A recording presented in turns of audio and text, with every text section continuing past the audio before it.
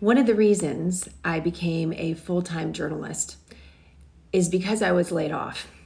And I think about that every time I see a jobs report.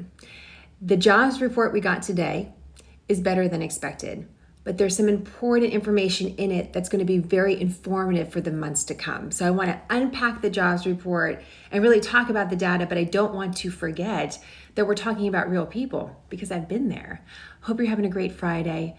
It's always exciting to get a jobs report. I do geek out about it. It's nice to see the data. It's nice to actually get an understanding about what's happening in the economy. I know it feels differently from week to week. So let me just tell you this little story before we kind of launch into some of the data. I was working in an executive training program in San Francisco, where I'm from, at Levi Strauss headquarters, big global headquarters for Levi Strauss. This was a big job for me. It was really exciting. It sounds glamorous. In reality, I was going from store to store, folding a lot of jeans. On the side, I was freelancing for a district newspaper in the city, and I was writing clips as they needed it. And my passion really was writing, but I thought there was no way for me to become a professional writer. That's not really a career. How could I be a real journalist? Do you get paid for that? I was really concerned about that. I was in my early 20s out of college, and there was a massive layoff announced. Hundreds of people where I worked were laid off, including myself. And I found myself suddenly without a job, having to move out of my apartment back home with my parents, which was pretty depressing at the time. I was lucky I had that choice. And I kept on writing. And it was the clips that I collected that helped me get into graduate school at Columbia University in New York City that then helped me pivot to a full-time job in journalism. So I don't think I would be here talking to you right now unless I actually was laid off and I was forced to make that leap. It's funny how things work out. In the district that I was covering in San Francisco, I covered a lot of different things, from local businesses to beauty. I did all sorts of different things. The supervisor in the district was someone that people thought really had a future political career, and he liked talking to the press. So it was easier for me to actually get some of these good interviews and really get practice in. He eventually became mayor of San Francisco, and he's now the governor of California, Gavin Newsom. So again, this is the way things work out sometimes. But when we look at the job data, and when I hear reporters talk about the job data on television, I think it's very clear that one, they've never been laid off, and two, many of them have not run businesses.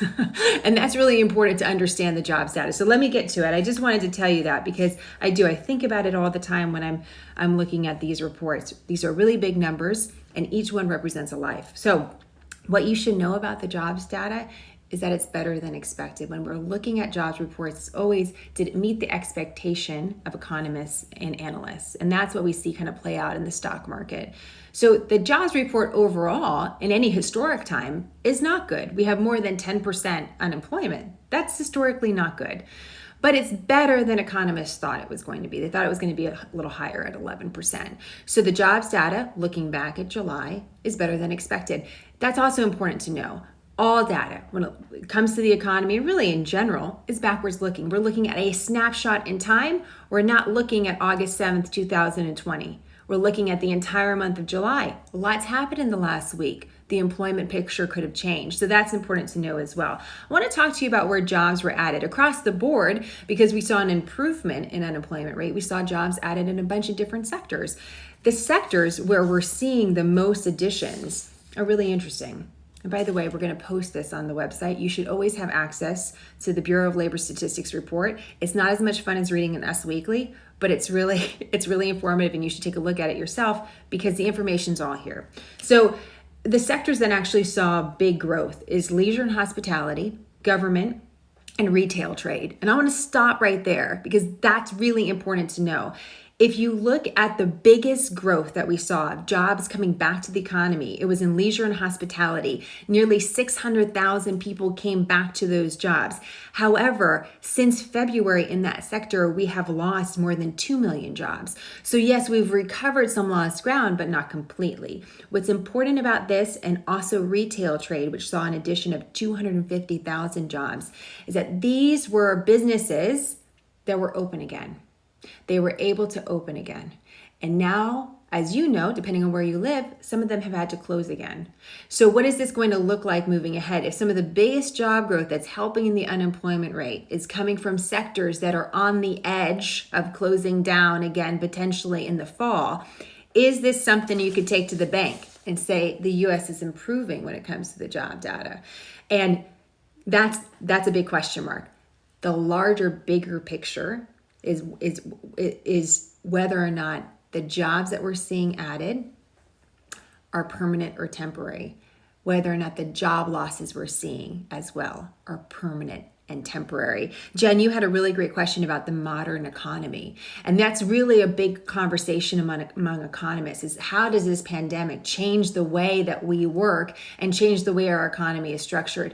Do these jobs that have been lost come back as permanent jobs? Do they come back as temporary? Do they come back as full-time? Are they part-time? This is the motion that we're in, and it's very hard to kind of capture that in just a month's data, but this is the important part that you should know about this. So big headline, 10.2% unemployment. We saw about 2 million jobs, a little less than that, come back to the economy. There's a big question about whether these job losses as well as job additions, if they're real additions or they're just recovering the jobs that people previously have, are permanent or temporary. So that's the kind of the big headlines for us from this report. Robin, you had a great question from San Francisco. You were asking, well, what about these big questions about stimulus? You know, we hear about all this question about economic stimulus. We know as part of the economic stimulus, there's some extra benefits that could be coming to American citizens, including a check with real cold hard cash that you can spend and a little boost to economic, your unemployment benefits. And that's something that the federal government sort of threw in like seasoning, right? We know a lot of people are going to be unemployed. We're going to give you a little something extra on top of what your state deems is what you'll receive if you're unemployed. This can become a big amount of money depending on, I'm saying big amount of money, a big addition to unemployment benefits depending on where you live and work. And right now, as of Friday morning, again, this can change quickly, but it doesn't appear that Republicans and Democrats are very close together. Where we started the week is sort of where we're ending it. Democrats wanted a $3 trillion package, economic stimulus package. Republicans wanted $1 trillion. It doesn't seem like they're necessarily even meeting in the middle, but we'll see. The jobs data will be something that both sides can use to buoy their point, whatever it is. And really, you're talking about two different philosophies on the economy. You're talking just in general, even just taking the political parties out of it. It's what's the role of government? Some believe that government can actually help spark the economy, ignite it, can be a major driver in the economy. Others believe the government doesn't have a role, that real economic growth comes from businesses and consumers. Those are two separate thoughts. In a time that we're sharing right now, which is historic at every point, it seems that both of those philosophical perspectives agree there's a role for government because we're not in this place because of the economy. We're not in this place because of bad loans or, sovereign debt or any of these other things, things that can cause a recession. We're in this place in the economy because of a pandemic that didn't originate in the economy. And so that's why there's thinking, well, let's try to help stimulate to try to figure out how to treat this economy, almost like the economy is a patient of the pandemic itself. This is one chief investment strategist who said this about the economic report. We still have a lot of wood to chop here, but we're moving in the right direction. Do you think he's chopping wood? I just wonder if you have the title of chief investment strategist, do you chop wood? It might be, maybe you do. I shouldn't judge. I'm just stereotyping. Do you see what that was? That was not nonpartisan. That was not biased. I'm assuming that he's not, but that's the expression. We still have a lot of wood to chop here, but we're moving in the right direction. So I'll leave that with you today. In the meantime, questions and comments, let me know. Always more news on smarternews.com. And thanks again for your support for our business. We really appreciate it. And we're looking to grow and add people in the weeks and months to come. And I'm really excited about the future, although I know it is an uncertain time and that could be possible without you. So thank you for that. And we'll always have more for you right here on Smarter News. Bye, guys.